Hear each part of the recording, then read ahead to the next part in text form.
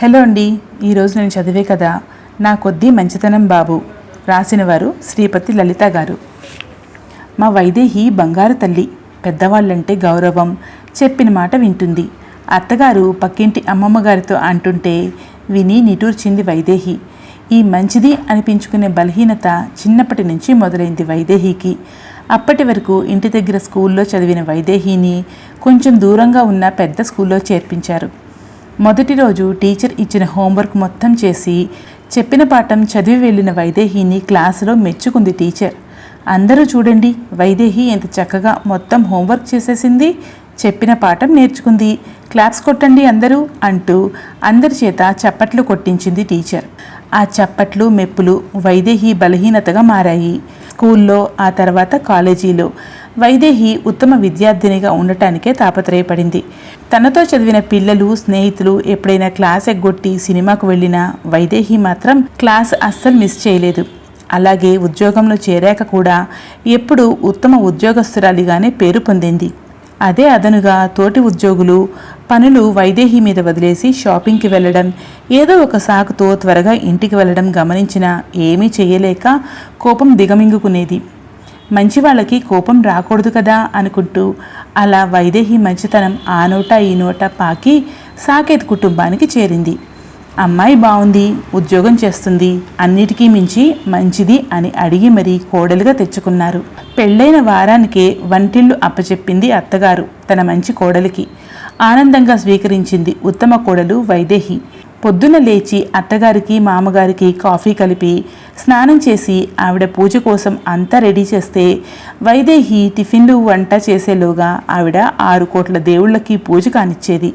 కాలేజీకి వెళ్లే మరిదికి ఆడపడుచుకి డబ్బాలు అందిస్తే అదేదో వైదేహికి ఉద్ధరింపు అన్నట్టే తీసుకుని వెళ్ళేవారు. తనకి భర్తకి అన్ని సర్ది బయలుదేరుతుంటే అత్తగారు ఓ చుక్క కాఫీ ఇస్తావా అనేది. ఇప్పటికే లేట్ అయింది, నువ్వు ఆటోలో వెళ్ళిపో అనేసి సాకేత్ బయలుదేరేవాడు. కానీ రోజు ఇలా ఆఫీస్కి వెళ్ళేటప్పుడు చివరి నిమిషంలో పని చెప్పడం ఏమిటి అని మాత్రం తల్లితో అనేవాడు కాదు. సాకేత్ తల్లి మాత్రం కోడలు వచ్చాక హాయిగా ఎదురింటి వదినతో, పక్కింటి చెల్లెమ్మతో సినిమాలకు, గుళ్లకు, షాపింగులకు బిజీగా తిరుగుతూనే ఉండేది. ఆఫీస్లో పనయ్యి ఇంటికి వచ్చేసరికి ఇల్లు అడ్డదిడ్డంగా ఉండేది. అది సర్దటం, వంట చేయడం అంతా వైదేహి బాధ్యతే అన్నట్టు.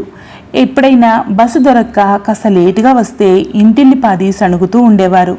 ఇంట్లో పరిస్థితి ఇలా ఉంటే ఆఫీస్లోనూ వైదేహి మంచితనాన్ని ఆసరాగా తీసుకొని ప్లీజ్ అనే ఒక్క మాటతో పని మీద పడేసిపోయే గ్యాంగ్ ఆమె మీద అదనపు భారం పెడుతూనే ఉన్నారు. ఇంట్లో ఆఫీస్లో పని ఎక్కువయ్యి ఎవరిని ఏమీ అనలేక ఒక రకమైన డిప్రెషన్లోకి వెళ్ళిపోతుంది వైదేహి. అయినా పట్టించుకునేవారు లేరు. ముందు నుంచి ఆఫీస్లో ఎవరితోనూ ఎక్కువగా మాట్లాడకుండా అప్పగించిన పని చేయడం వైదేహికి అలవాటు. ఇప్పుడు పని ఇదివరకట్లాగా గబగబా అవ్వడం లేదు. దాంతో పై అధికారులు ఏదో ఒకటి అంటున్నారు. అది తన పని కాదని చెప్పలేక, ఎవరిని ఏమీ అనలేక నిశ్శబ్దంగా బాధపడుతుంది. అదిగో అప్పుడే వైదేహి పాలిట దేవతలా వచ్చింది గీత, ఆఫీస్ మేనేజర్గా. వయసులోనూ అనుభవంలోనూ సీనియర్ అవడంతో వచ్చిన వారంలోనే అన్నీ గమనించింది.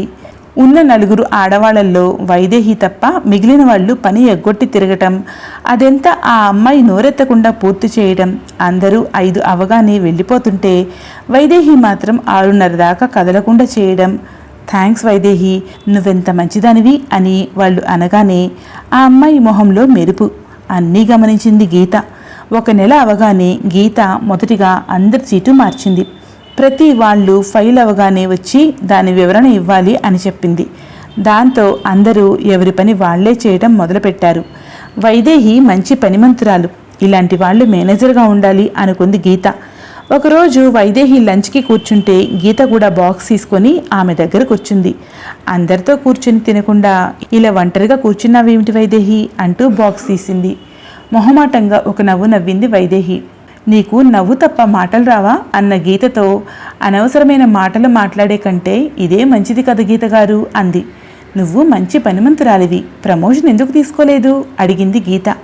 ఈ ప్రశ్నని ఏమాత్రం ఊహించిన వైదేహి ఆశ్చర్యపోయింది. ఉద్యోగంలో చేరాక అదే స్థాయిలో ఉండిపోకూడదు. మనకి జీవితంలో ఎదుగుదల అనేది చాలా ముఖ్యం. అది ఉద్యోగంలో కానీ జీవితంలో కానీ. కూతురు నుంచి భార్యగా, కోడలిగా, తరువాత అమ్మగా ఎదగాలి. అలానే ఉద్యోగంలో కూడా. అప్పుడే నీకు తృప్తి ఉంటుంది. నీ తర్వాత చేరిన వాళ్ళు నిన్ను దాటిపోతుంటే నీకు ఆత్మవిశ్వాసం పోతుంది అన్న గీత వైపు ప్రశంసగా చూసింది. మీరు మాట్లాడుతుంటే నాపై అధికారిలా లేదు, మా అక్క మాట్లాడినట్టు ఉంది. మీరు అన్నదాన్ని నేను ఆలోచిస్తాను అంటున్న వైదేహితో, వచ్చే నెలలో ప్రమోషన్ పరీక్షకి ప్రకటన వస్తుంది, తప్పక ప్రయత్నించు అని వెళ్ళింది గీత. ఇంటికెళ్ళగానే సాకేత్తో ప్రమోషన్ పరీక్ష గురించి సంతోషంగా చెప్పింది. అతను వెంటనే ట్రాన్స్ఫర్ ఉండదుగా అన్నాడు. అంది.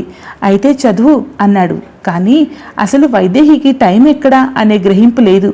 పనంతా మీద వేసుకొని చేస్తుంటే చదివే టైమే ఉండటం లేదు. అత్తగారు పక్క వాళ్ళతో మా కోడలు మంచి పిల్ల, నన్ను అస్సలు పని ముట్టుకొనివ్వదు అనడం, ఆడపడుచు పల్లవి మా వదిన ఎంత మంచిదో తెలుసా, నేను ఏమడిగితే అది చేస్తుంది అని గర్వంగా చెప్పటం ఇప్పుడు అంత సంతోషాన్ని ఇవ్వడం లేదు వైదేహికి. నా కొద్దీ మంచితనం కితాబు, నేను పరీక్షకి చదవాలి అనుకుని నీరసంగా వెళ్ళింది ఆఫీస్కి.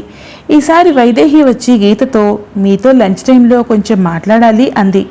సరే అని గీత లంచ్ టైంలో వచ్చి కూర్చుంది. సంగతి చెప్పింది వైదేహి. విని నవ్వింది గీత.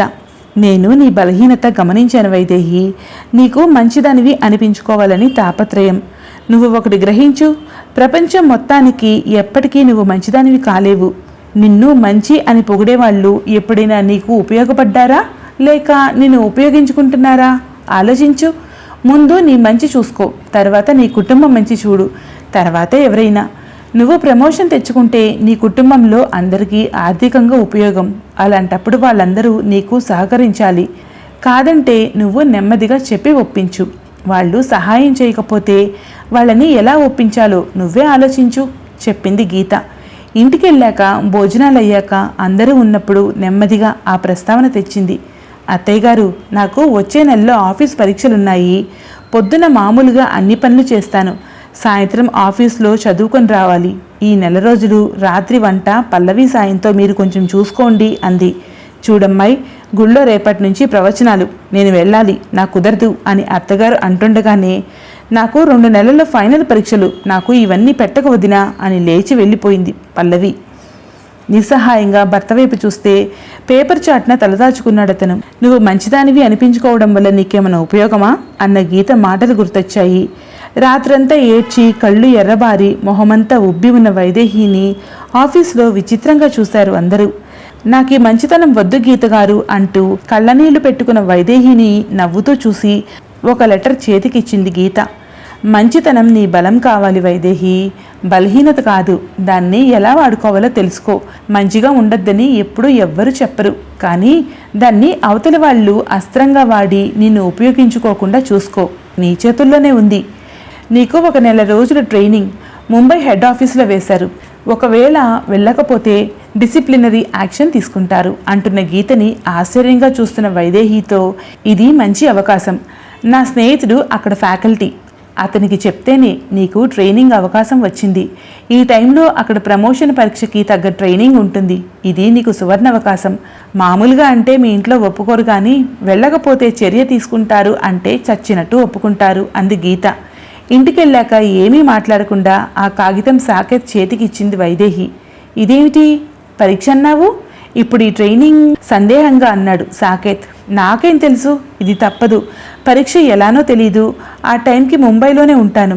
మరి రాయనిస్తారో లేదో. వెళ్ళకపోతే డిసిప్లినరీ యాక్షన్ అంటున్నారు మా మేనేజర్.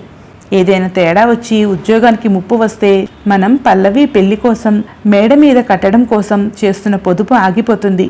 కానీ నెల రోజులు నేను లేకుండా మీకు అందరికీ కష్టం. పాపం అత్తయ్య గారు ఇంట్లో పని చేయలేరు, పల్లవి చదువుకోవాలి. ఏం చేయాలో నాకు పాలుపోవడం లేదు.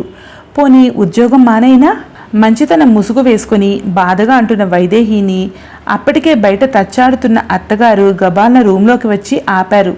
నువ్వు లేకపోతే ఇల్లు నడవదా ఏమిటి? నెలేగా అందరం తలా ఒక చెయ్యి వేస్తాం. నువ్వు అదేదో ట్రైనింగ్కి వెళ్ళు అని ఆర్డర్ లాంటి సలహా ఇచ్చారు. మీరందరూ ధైర్యం చెప్తే అలాగే అత్తయ్య వినయంగా అంది వైదేహి. మంచితనానికి మంచి అనిపించుకోవాలనే తాపత్రయానికి తేడా తెలుసుకో. ఎక్కడ ఎలా పనులు చేయించాలో తెలియకపోతే నువ్వు ఆఫీస్లో మేనేజర్ పోస్టుకి, ఇంట్లో కోడలి పోస్టుకి పనికిరావు అన్న గీత మాట గుర్తు తెచ్చుకొని నా కొద్దీ మంచితనం కితాబు బాబు, నేను కొంచెం గడుసుతనం నేర్చుకుంటా అనుకుంది వైదేహి. కథ సమాప్తం. మరో మంచి కథతో మళ్ళీ కలుద్దాం. Thank you.